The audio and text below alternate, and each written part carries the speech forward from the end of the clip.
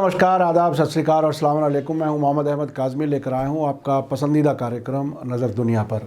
Donald Trump ने जाते जाते मिडिल ईस्ट के बारे में एक और बड़ा फैसला लिया है, जिससे इजराइल और अरब मुल्कों के दरमियान ताल्लुकात नॉर्मल करने का मकसद साफ हो गया है।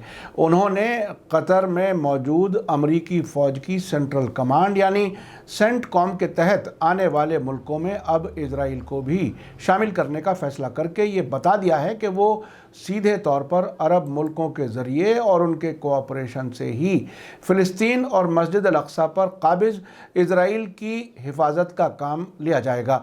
साथ ही दूसरी तरफ ईरान और इजराइल के ख़िलाफ़ बड़े चैलेंज के तौर पर खड़े हिजबुल्लाह के बीच इजराइल को नक्शे से ख़त्म करने का प्लान तय हो चुका है।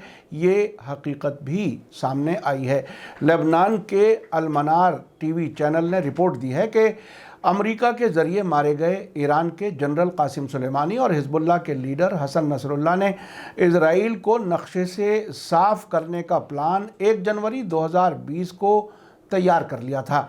आपको याद दिला दूं कि दिसंबर 2016 में ईरान के supreme leader Ayatollah Syed Ali Khamenei ने कहा था कि इजराइल अपने वजूद के आने वाले 25 साल नहीं देख सकेगा, यानी 25 साल में इजराइल नक्शे से मिट जाएगा।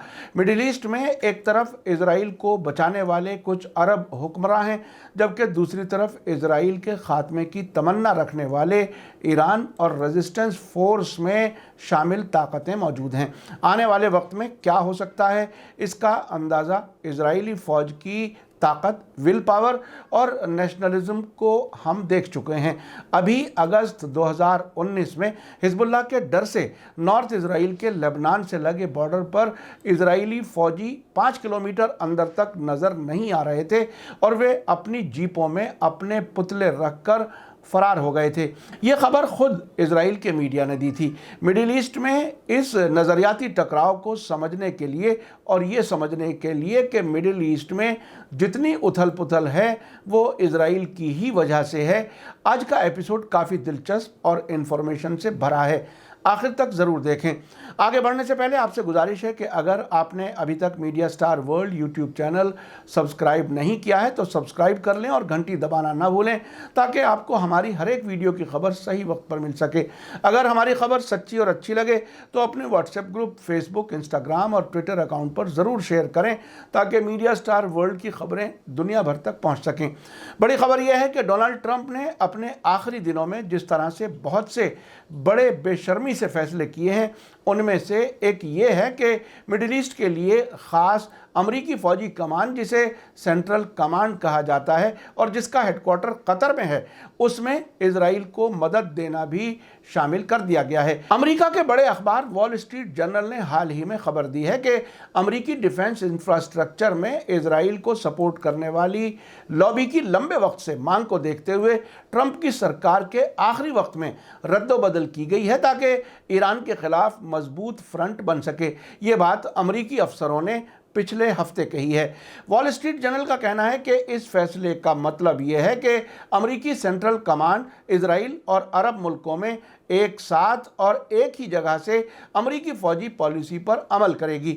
अब से पहले इजराइल और अमेरिका के अरब दोस्तों के बीच ताल्लुकात नॉर्मल नहीं होने की वजह से अमेरिकी फ़ौजी कमान का रद्दोबदल दसियों साल से पेंडिंग था। वॉल स्ट्रीट जर्नल का कहना है कि डोनाल्ड ट्रंप के इस ताज़ा फैसले के बाद नए प्रेसिडेंट जो बाइडन को नए किस्म का नेशनल सिक्योरिटी एजेंडा विरासत में मिलेगा। अखबार का कहना है कि इस तब्दीली का ट्रंप ने हाल ही में फैसला किया था, लेकिन इसका ऐलान नहीं किया गया था।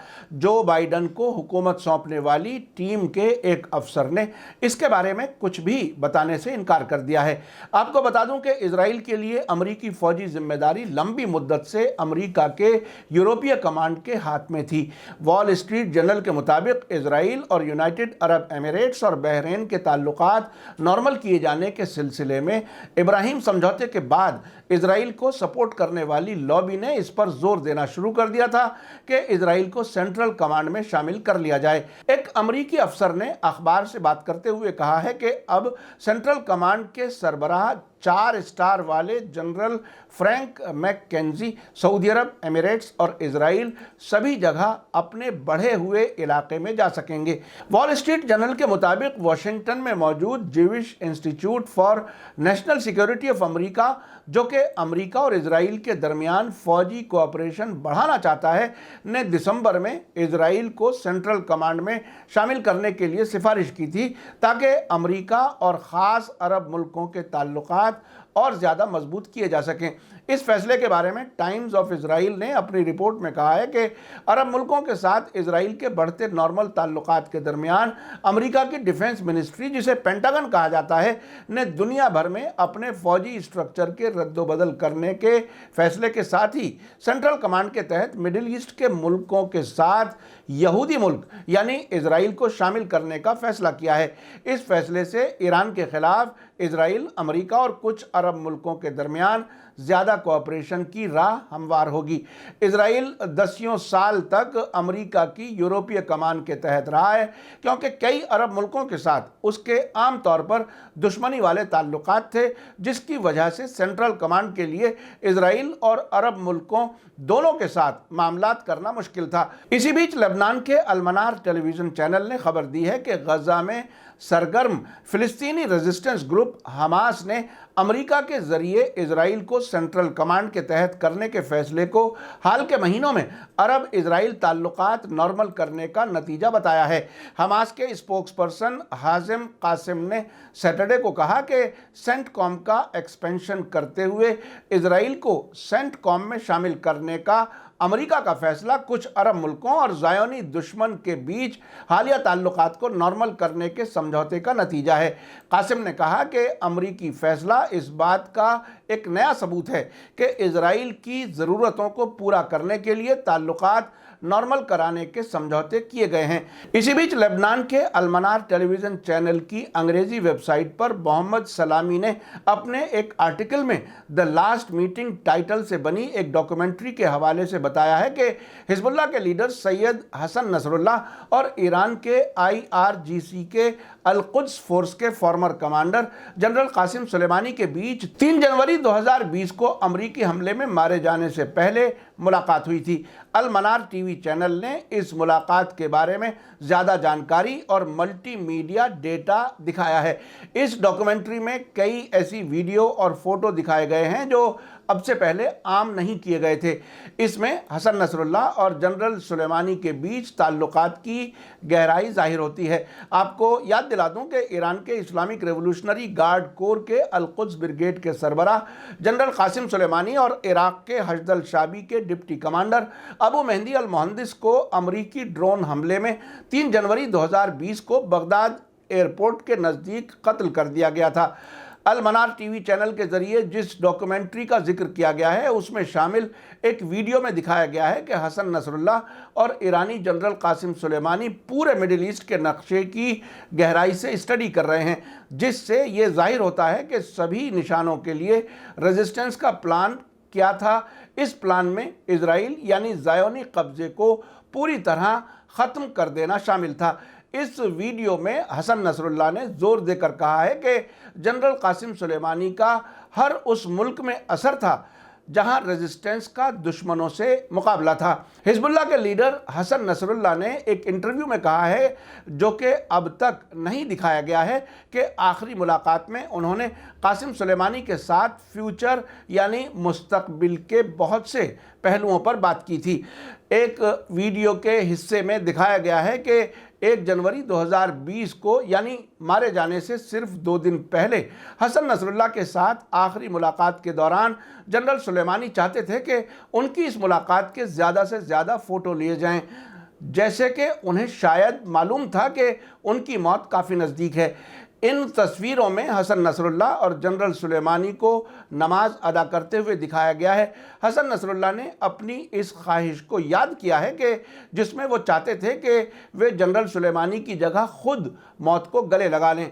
आपको बता दूं कि इन तस्वीरों में हसन नसरुल्लाह बिना सर पर अमामे के नज़र आ रहे हैं, जो आम तौर से इस सतह के आलिम बहुत नज़दीकी ताल्लुकात वाले इंसान के सामने ही उतारते हैं या उस वक्त अमामा उतारा जाता है जब किसी नज़दीकी के मरने पर गम मनाते हैं।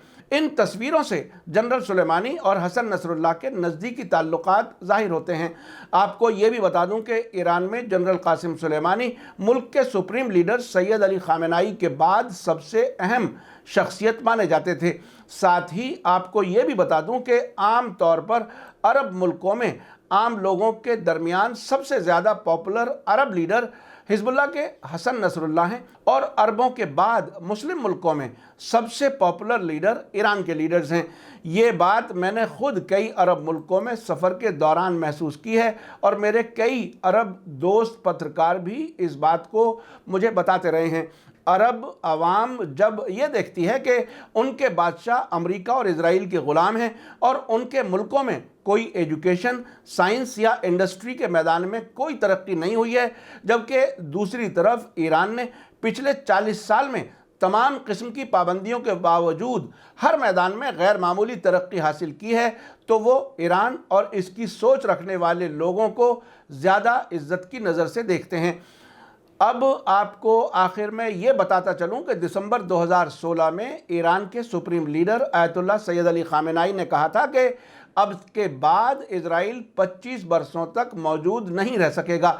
उस वक्त टाइम्स ऑफ इजराइल ने खबर दी थी कि तेहरान में ईरानी लोगों से बात करते हुए आयतुल्लाह खामेनेई ने कहा था कि वेस्टर्न मुल्कों के साथ न्यूक्लियर समझौते के बाद ज़ायोनी वादियों ने कहा है कि अगले 25 बरसों में ईरान के न्यूक्लियर प्रोग्राम के बारे में फिक्र करने की ज़रूरत नहीं होगी। इस पर टाइम्स ऑफ इजराइल ने आगे लिखा है कि शायद खामेनेई ये कह रहे थे कि ईरानी न्यूक्लियर प्रोग्राम को अगले 25 बरसों तक जारी रखा जाएगा।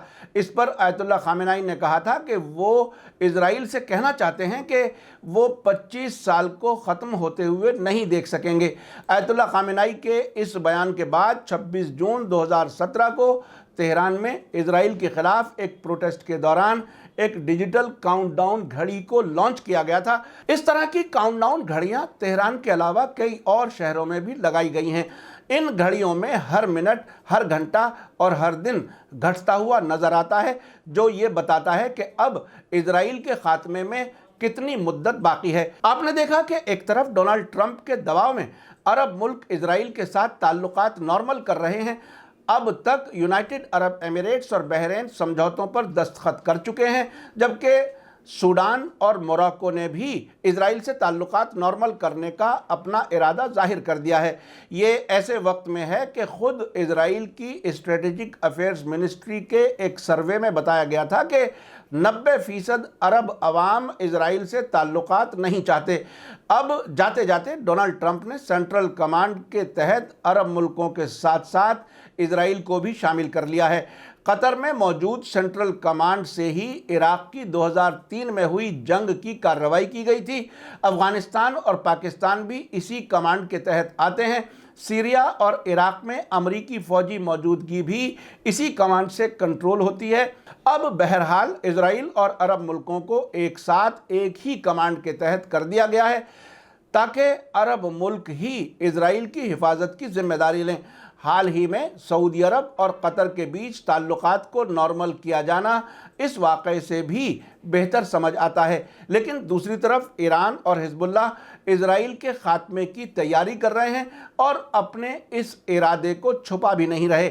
यहाँ सभी खबरों की सोर्स के साथ ये सब इन्फॉर्मेशन आप तक पहुँचा रहा हूँ। अब देखना यह है कि ग़ुलाम अरब हुक्मरान इजराइल की जान बचा सकेंगे या वो इजराइल को नक्शे से ख़त्म करने की तमन्ना पूरी कर सकेंगे, जिनके डर से इजरायली फ़ौजी बॉर्डर छोड़कर फ़रार हो जाते हैं। हाल ही में इजरायली डिफेंस एक्सपर्ट्स ने यह कबूल किया था कि इस वक्त हिजबुल्लाह और हमास की तरफ से 1.5 लाख मिसाइल इजराइल की तरफ बरसने के लिए तैयार हैं। उससे पहले इजराइल ने यह भी कबूल किया था कि अगर इतनी बड़ी तादाद में मिसाइल और मोर्टर उस पर एक साथ बरसते हैं तो उससे बचने के लिए उनके पास कोई टेक्नोलॉजी नहीं है। आने वाले वक्त में ये देखना बहुत ही दिलचस्प होगा कि आखिर क्या होता है और मिडिल ईस्ट में अमन कब बहाल होता है। इसी के साथ मुझे दीजिए इजाज़त। आज का एपिसोड कैसा लगा कमेंट्स में ज़रूर लिखें। थैंक यू, धन्यवाद, शुक्रिया। जय भारत, जय हिंद।